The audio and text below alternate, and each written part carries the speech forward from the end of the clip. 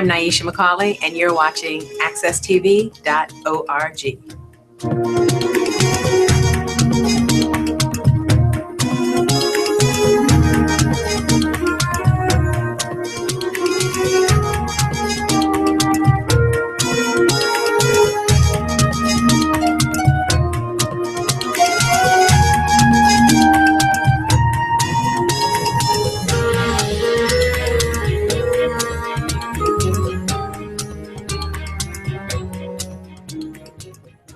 Good morning, and thank you for coming back and joining us with Miss Cleo's Storytelling Corner. Today, I'm going to do I'm surrounded with books today. I had a book adventure this week. So we're going to talk about books. And the first book that I am going to read to you is Hide and Seek, No Ticks, Please. And the reason I'm reading this book, this author, Dr. Nancy Fox, she came to the bookstore maybe about 2 years ago. And she wrote a book about ticks. And the reason she wrote it is because of Lyme disease and all the things that we could get during the summer. And it's spring now, and ticks are coming out. And she teaches us what to watch out for, because we need to be very, very careful. And so I'm going to read you a little bit of this. That would be the first thing I'm going to do before we go on to our book adventure.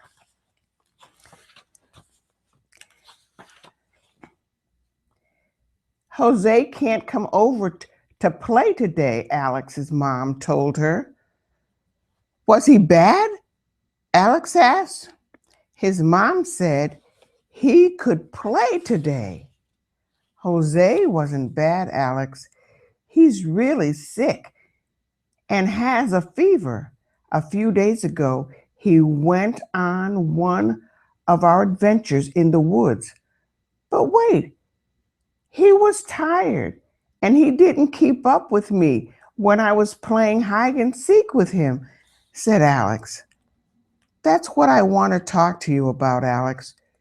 You both played in the bushes, the tall grass, and the woods behind Jose's house, right?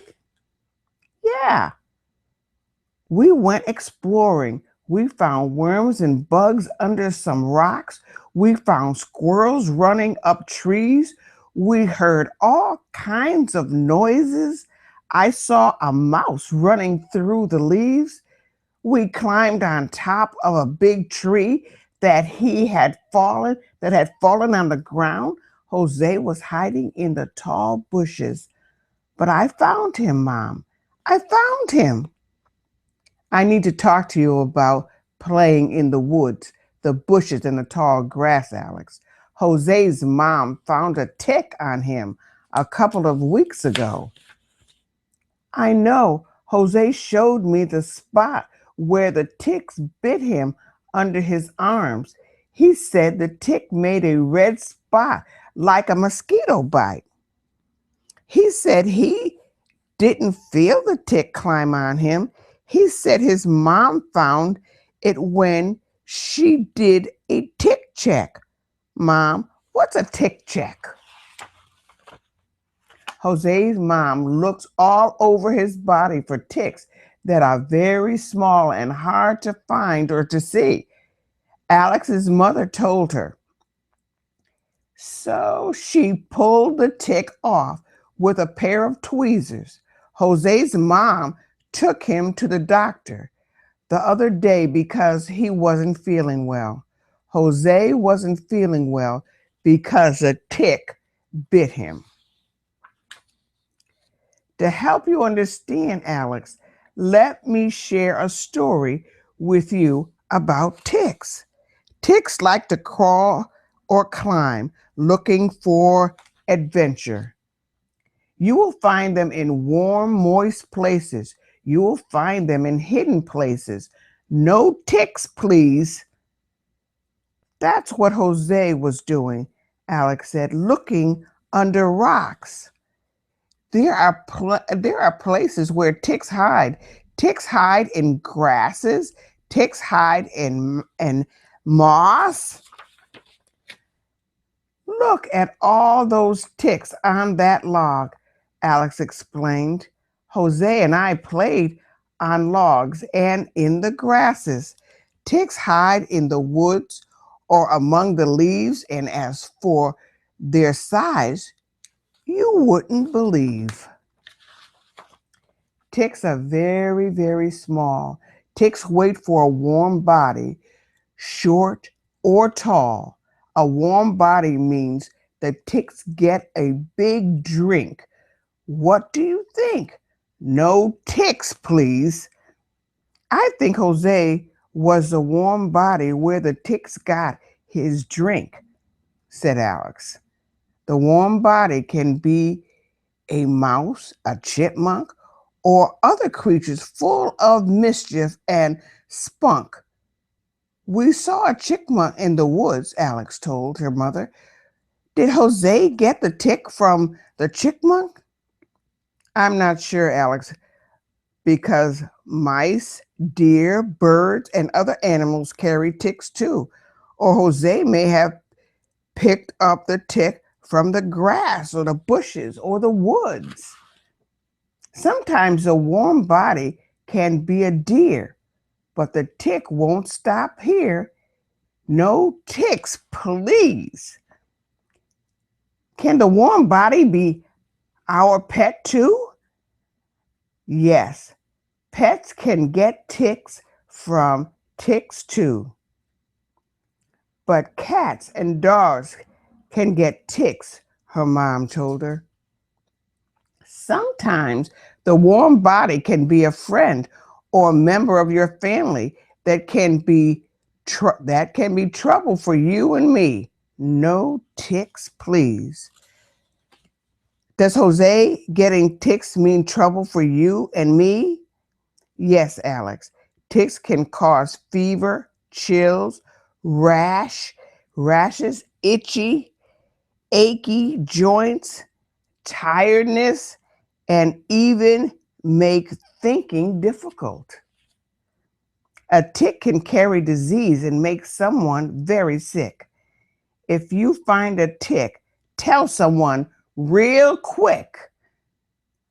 I don't understand. Jose's mom removed the tick and now he's sick. That's why it was so important that his mom took him to the doctor as soon as she found the tick, Alex's mom told her. Does every tick make you sick? Many ticks carry a disease called Lyme disease. They can carry over other diseases too. Ticks carry tiny bugs or bacteria that you can't see. These tiny bugs can get into your body and make you sick. How did a tiny bug get from the tick into Jose? A tick needs to get a sip of blood from your skin, like a vampire. Vampires are make-believe. A tick is real. A tick is really small, so it just makes a scratch on your skin to get a sip. When the tick is getting a sip, the tiny bugs or bacteria are in the tick's tummy. The bacteria swim into the scratch of your skin. That's how Jose got sick, from the tick. The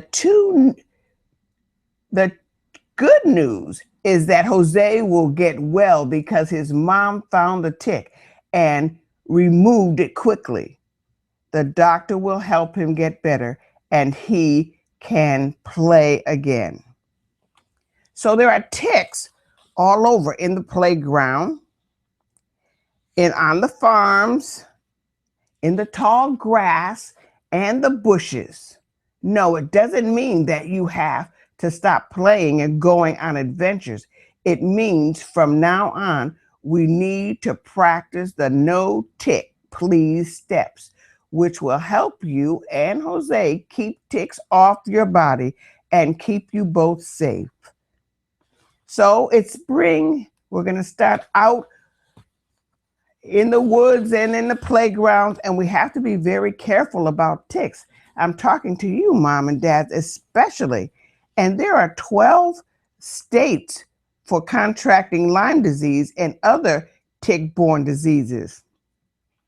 And I'm going to tell you those states: Connecticut, Delaware, Maine, Maryland, Massachusetts, Minnesota, New Jersey, New Hampshire, New York, Pennsylvania, Virginia, and Wisconsin. Those are, see those where the red is, those are all the states up where we are and over here. So we have to be very careful this spring and summer and fall about ticks when we're doing our adventures in the woods and in the parks. And if you get this book, I only have I only have one of them, but it also tells you how to take off a tick, what to be careful for. It gives you some lessons and a checklist of what to do, because I know several people that have Lyme disease, and that is not a very nice disease to have. And so if we can prevent it, and remember, this book also says that when you go into the woods and into the park, wear long pants and long sleeves. That is also very important. And I thank Dr. Nancy Fox for just writing this little pamphlet, because it is very, very helpful. And I was excited when she came to Cull Books and talked to all the parents that came, and they bought her book. So if you're interested in knowing more about ticks and the diseases they cause, as Connecticut is one of the major states that get Lyme disease, just give Cull Book a call at 860-899-1504, and we'll make sure you get this book. And that was the serious stuff that we had to do today. And I have some other books that I went on an adventure to a Goodwill and some other places and found some secondhand books. Secondhand books are wonderful. That's a wonderful adventure if you're a book person. And I also, we're going to have to go to commercial in a few minutes, but I just want, before we go, just to say, these are some of the books that we always have. And, you know, we really need to always know something about our history and the people who made things possible. I have Malcolm X, Up from Slavery, Booker T. Washington, Sojourner Truth, Frederick Douglass, and some other books about Frederick Douglass. But someone came up to the bookstore the other day. It wasn't the other day, it was a couple of weeks ago, and wanted a book on Frederick Douglass for his class, and I didn't have one more Frederick Douglass book left. And I was so embarrassing for a Black bookstore not to have these kinds of books, and these people always that have made our lives better today and taught us so much, not to have them in the store. That's like inexcusable. And of course, Rosa Parks. And I have Martin Luther King, several books of Martin Luther King, but Where Do We Go From Here? Chaos and Community. A good book to read, a good book to get. And there's a new book out. I can't remember the exact name of it, about Martin Luther King. And Harriet Beecher Stowe. Uncle Tom's Cabin. This teaches you quite a bit about America and how they thought in the time of Harriet Beecher Stowe. So it's a good book to read. I know it's in some places it's required. Some of these books are required reading, but you know, do it on your own. Relax, read them, take your time, and learn.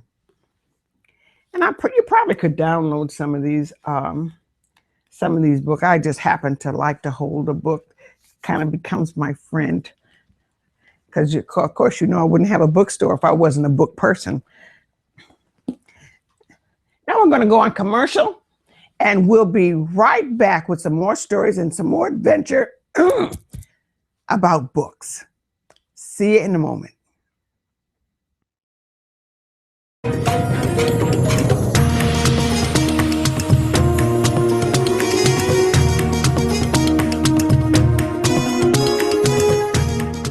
The folks at Cull Books in Hartford want to remind parents, kids need to exercise the most important muscle in their body, the brain. How do you do that? Read.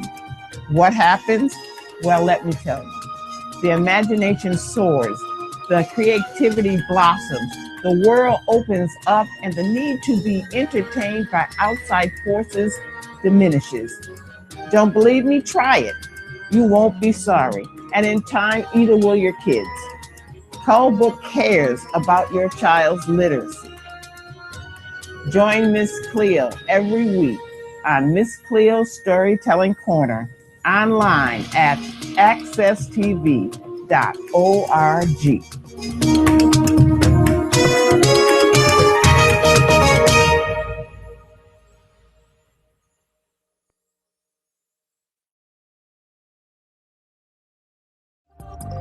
Icy Sunset Jazz in the City, a jazzy, sultry evening with an arts exhibition, April the 25th at the Hartford Hilton Hotel, 315 Trumbull Street, Hartford, Connecticut.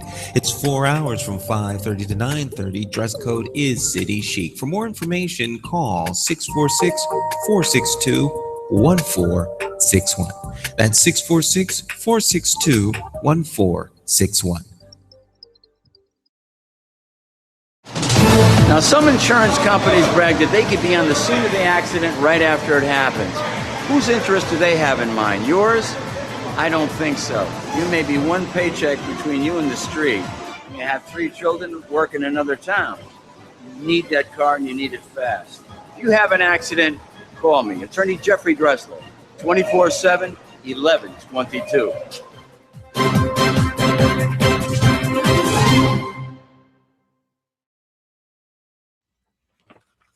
Welcome back. I was just looking over a few stories that I could share with you, and I just popped to this one, and it's a German story. It's a tale from Germany, and it's called Clever Gretel. But Clever Gretel, this story is in most cultures. You will find when you become a storyteller, you realize that all stories are the same, no matter what culture it is. It's just how they tell them is different, but the stories are the same. So you can find Clever Gretel with other names in any culture. That was really a surprise to me when I started telling stories. The one thing that one kind of story, the witch stories, of course, all cultures have witch stories, but the Russian witch, she stands alone, Baba Yaga, which I loved. She's kind of a witch. Sometimes she's kind of good. Sometimes she's kind of bad. And she walks on chicken legs. And she's a real kind of personality. I think if I had to pick a witch, it would be Baba Yaga. Just for her name, Baba Yaga. And all the things that she does. Some things start out bad. It turns out good. She's a real character. And I'll have to bring Baba Yaga to tell you some stories about her someday. But today we're going to do a Clever Gretel. Once upon a time, a cook named Gretel worked for a town mayor. One day the mayor said, perhaps prepare 2 fine hens for dinner, Gretel, as I'm expecting an important guest. Gretel went to the market and bought 2 fat birds, already plucked. Once home, she stuffed them with raisins and breadcrumbs, basted them with melted butter, and began roasting them over a slow fire. Before long, they were nicely browned and smelled delicious. But she couldn't serve them, for the guests hadn't yet arrived. "It's a shame they can't be eaten right now," said Gretel to herself.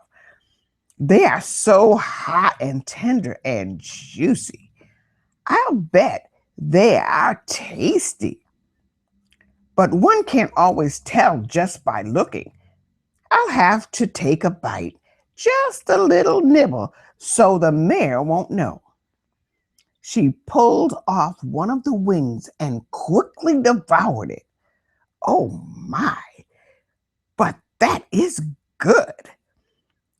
Why, it's one of the best hens I've ever cooked." But the bird looked funny with only one wing sticking out. "I'd better eat the other one too, so the mayor won't notice anything wrong." After she had eaten the second wing, she called to the mayor to see if his guest had arrived. "Not yet," he replied from the other room. "Oh dear, the birds are getting cold. I can't put them back into the oven or they'll burn to a crisp. Maybe his guest isn't coming after all. I suppose it would be all right to eat the rest of the hen while it's still hot." She devoured the chicken, enjoying each savoring bite. Indeed, she thought, it's so delicious that she pulled a wing from the second bird to see if it tasted equally as good. "Oh my, it's even better." Before Gretel realized it, she had eaten the second hen as well. As she wiped the grease from her chin, the mayor called, "Hurry, Gretel! I can see my guest coming up the path." "Yes, Master Mayor," she said hesitantly. "I'll serve dinner in a moment." The mayor enjoyed the task of carving birds, and he began to sharpen his largest butcher knife on a stone. A gentle knock at the kitchen door announced the guest's arrival. He had come to the back door by mistake. Gretel opened it just a crack and said quickly, "Run for your life. The mayor asked you to dinner, but actually he planned to cut off your ears. Listen, you can hear him sharpening his knives in the outer room." The man was shocked and said, "Thank you for the warning." Then he ran back down the path toward the roadway. Gretel called to the mayor, "Hurry, Your Honor. Your guest has just stolen the hens and is running away with them." "Didn't he leave one for me?" cried the mayor. "No, he took the pair," she said. Holding the carving knives above his head, the mayor ran after his guests and yelled, "I only want one. Do you hear? It's only one that I want." The poor mayor only wanted one of the delicious birds, but the guest thought that he wanted one of his ears, so he kept on running. Wow. What do you think? You think the mayor caught him? I hope not. I hope that man ran straight to his house and locked the door. Because, that wasn't a very nice thing for the cook to do, to eat all the food, but that must have been absolutely delicious. And that story comes out of a Multicultural Tales to Tell. 33 Multicultural Tales to Tell. I don't know. Okay, yes, that one was from Germany. And I'm going to tell you about these adventures I had. And I went to the used bookstore. Well, it wasn't a bookstore. It was actually Goodwill, Salvation Army, the secondhand stores. And, you know, they have books and books and books and books. And I actually try to pass them because I don't want to look at any books because I'll be there all day long. It's like I was when I used to go to bookstores all the time before I had one. And I would stay there all day long looking through all these books. I'm just like that at the secondhand store too, because I'm thinking I'm going to find something really wonderful that nobody else has, you know. But I passed these two books. And one of them is The Life of Einstein. It's a library book, actually. It's from somewhere in Connecticut. Dixwell Avenue, New Haven. Miller Memorial Library, Dixwell Avenue. Oh, Haddam, Connecticut. That's where it comes from. Oh, I thought Dixwell was in New Haven. But anyway, and the reason I got this book, there's different reasons why people get books, kind of, and it has really, I got excited because it has really big print, you know, in it. But when I was a little girl, Einstein was still living. When I was young, and television had not been out too long, and they had Einstein standing up at this big blackboard, and he was writing something on the board. But I looked at his face as a little girl, and I liked him. I can remember thinking I liked that man. I didn't know Einstein from anybody, but I just liked him. And then I read a little about him and have some books of him in the bookstore. And I just like this man, and I still like him. And I'm an old lady now. And because I think that he was innocent in some ways. And he has that innocent face. And he didn't look like some of the other adults. Kids can always tell who you are. They may not be able to verbalize it, but they can tell who you are. And he just had a face that didn't hold prejudices or racisms, or I knew that I could go up to him and talk to him. I just knew that. Now, that may not be true, but I just knew that. So I bought his book, and I'm anxious to read more about Einstein. And I also have in the bookstore a young person's book on Einstein that gives you some of his formulas and teaches you some of the things that he has done, get you into science. Now, this one that I found, I was actually going to leave it there. The Years of Lyndon Johnson. And it has about 1,100 and something pages to it. And I said, I'll leave that book, Lyndon Johnson. But I remember Lyndon Johnson, and I remember how I felt about him. When he first became vice president, he used to say, "Negras."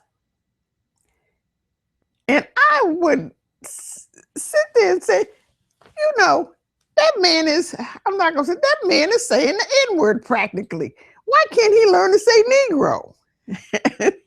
Every time he talked, he mentioned that because that was the civil rights era. Lyndon Johnson would say, "Negros."